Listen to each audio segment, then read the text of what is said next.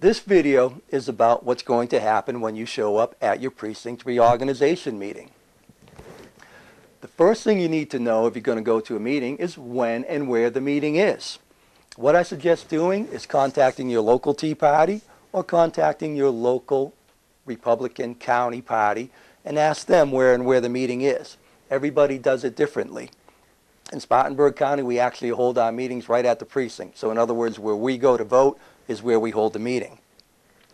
Now, the precinct reorganization meetings, they're special meetings, so certain things have to happen before you can even go to the meeting. One thing that has to happen is somebody has to show up with the packet. You've got to have the packet. And all the packet is, it's just a manila envelope that has a bunch of forms in it. Now, in our case in Spartanburg County, where we hold our meetings right at the precinct, what they do is they hold a special session for the executive committee men like me, and we go to a special meeting where they distribute the packet. And also at that meeting, what they do is they give us the keys so we can get into the precinct. And again, what I suggest doing to make sure you can get the packet is just to contact your local Tea Party or your local county Republican Party and find out how to get that. Now, again, the precinct reorganization meeting is a little bit of a special meeting, so you have to bring some things with you. One of the things you need to bring is kind of common sense. You need to bring some type of identification. Usually a license will work. Another thing that's good to bring with you is your voter ID card. Since the only people that can vote at the precinct reorganization meeting are registered voters in the precinct, having the precinct, your voter ID card will help immensely. Another thing you need to bring is cash in a checkbook, and we'll get into that in a minute. But the most important thing to bring with you is people. Bring as many people with you as you can, because the more people you have, the better. It kind of comes back to the tennis ball scenario that we did in the first video. If you show up with this many people, and the other people only have this many people, then you control the meeting. That's just kind of common sense. Now, what I suggest doing is showing up for the meeting a little bit early, and the reason for that is just to kind of scope out the meeting, talk to the other people, get a feel for if they're conservative, if you think they might be a little left-leaning, see how many other people are there, just kind of common sense. And a nice thing about these meetings, if you think about it, I don't feel guilty asking anybody to go to these meetings because they're usually pretty friendly meetings. The only people that can vote at the meetings are people, registered voters in your precinct. That means those are basically your neighbors. Pretty much anybody that's going to show up to the meeting just lives within a few mile radius of you. And most people are there for the same reasons you are. They're either interested in politics or they've just come to the realization that things are out of control and they need to do something. So in most cases, these meetings are actually pretty enjoyable to go to. And they usually only last about an hour. If you have a lot of people show up, they might go a little bit longer, but somewhere between 45 minutes and an hour is usually what they last. So they're not really very stressful meetings at all. Now, we're at the meeting, we've talked to some people, we've scoped things out. We've got to get the meeting rolling. The first thing that usually gets done is you've got to elect some temporary officers to run the meeting. You need to elect a president to run the meeting. You need a temporary secretary and a temporary treasurer. The temporary secretary, this is a lot of times, it's the only time they actually do anything, but they'll keep the minutes of the meeting. There's going to be a form in the packet for keeping the minutes of the meeting. And the temporary treasurer will collect some money. Now, once you get the temporary officers elected, you can pretty much do the things that have to be done, I believe, in any order you really want to. But usually the first thing they do is elect your permanent officers. And this is where you really have to pay some attention, because this is one of your goals of going to the meeting. The only person the four officers are what they call an executive committee man.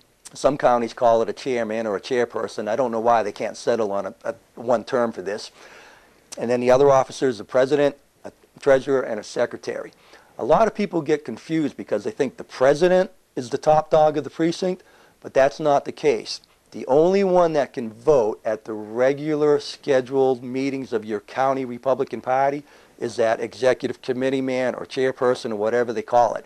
Just remember, it's not the president. The president is not the one that gets to vote. Now, the president can vote at the regular scheduled meetings of the Republican Party if the chairperson doesn't go. The president can go in their place and vote at the regular meetings. And this is an important position because this is the only person of the 1,500 people that a precinct usually has that can go to the meetings for the next 2 years and vote. So whoever you elect to be the chairperson at this precinct reorganization meeting is the person that's going to be representing your precinct in the Republican Party for the next 2 years. And again, the treasurer and secretary, I don't think I really need to describe that. Unless you really organize your meetings, they don't really do anything.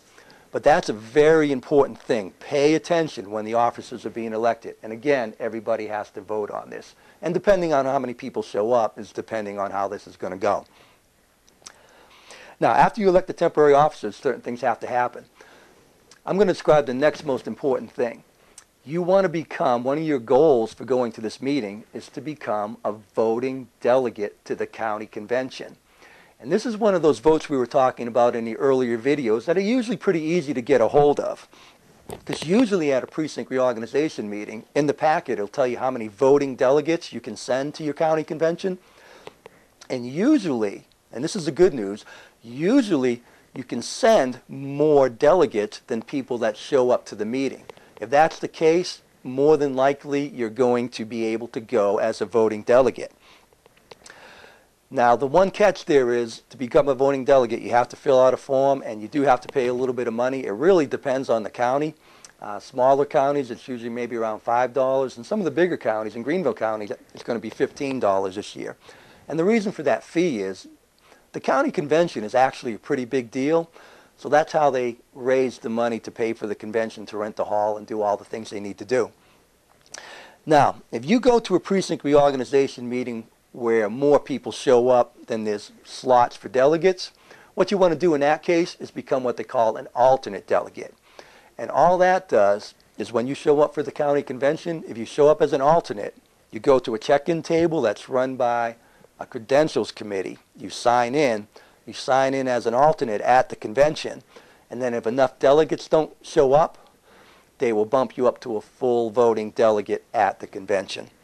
This is all pretty simple, commonplace stuff, pretty simple, common sense stuff. But that, again, is one of the most important things, because that's one of your goals. You want to become a voting delegate to the county convention, because at the county convention, all the officers and your county Republican Party are up for election this year, because this is what they call a reorganization year.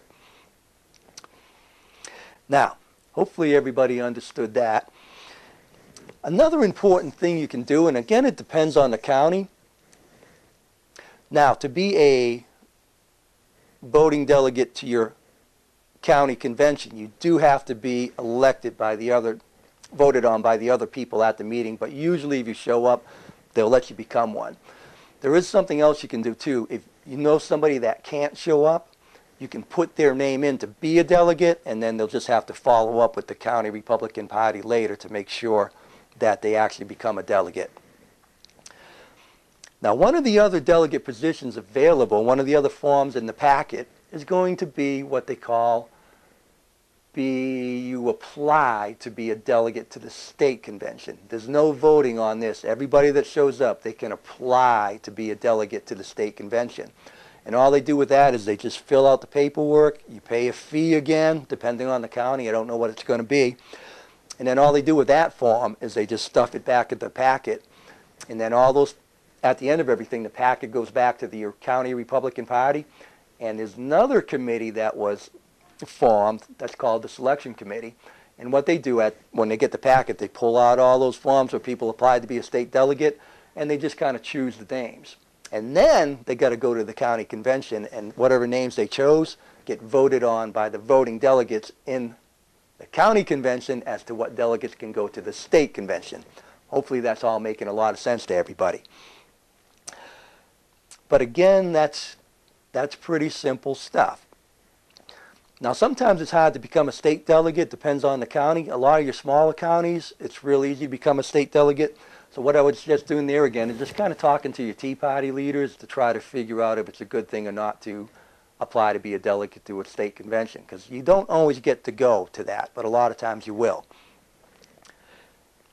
Now, some of the other things that have to happen is what you can do is submit rules and resolutions changes at the precinct level.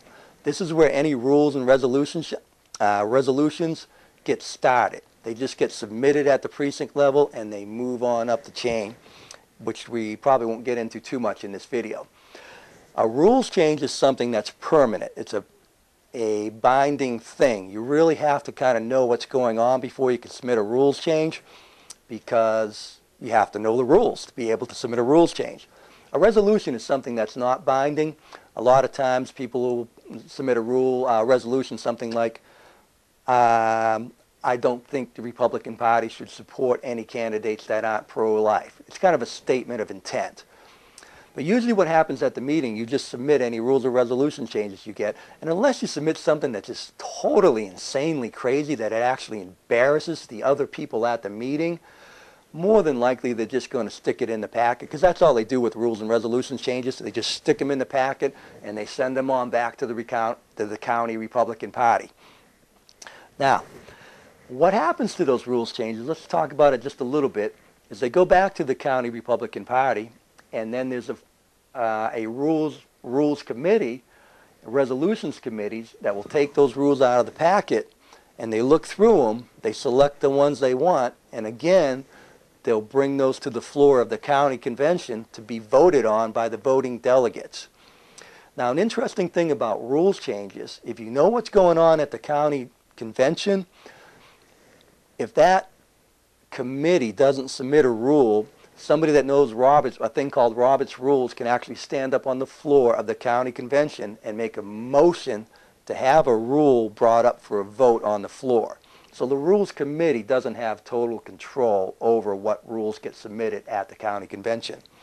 And by the way, this is one of the reasons it's important to be a committee man, because in my county of Spartanburg County, what happened the last meeting I went to is we formed these committees. We formed the Rules Committee, we formed the Credentials Committee, we formed the Selections Committee. So that was one of the more important meetings that I went to for the last 2 years.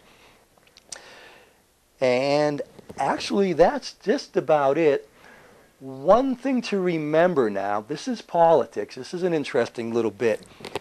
Any form that you fill out, say you want to submit yourself to be an applicant for the state convention, or you want to become a voting delegate to the county convention, you've got to fill out a form. Be very careful when you fill out these forms. Make sure you write very legibly. And what I suggest doing is whatever information's on your driver's license, whatever your name and address is, use that, even with the middle initial.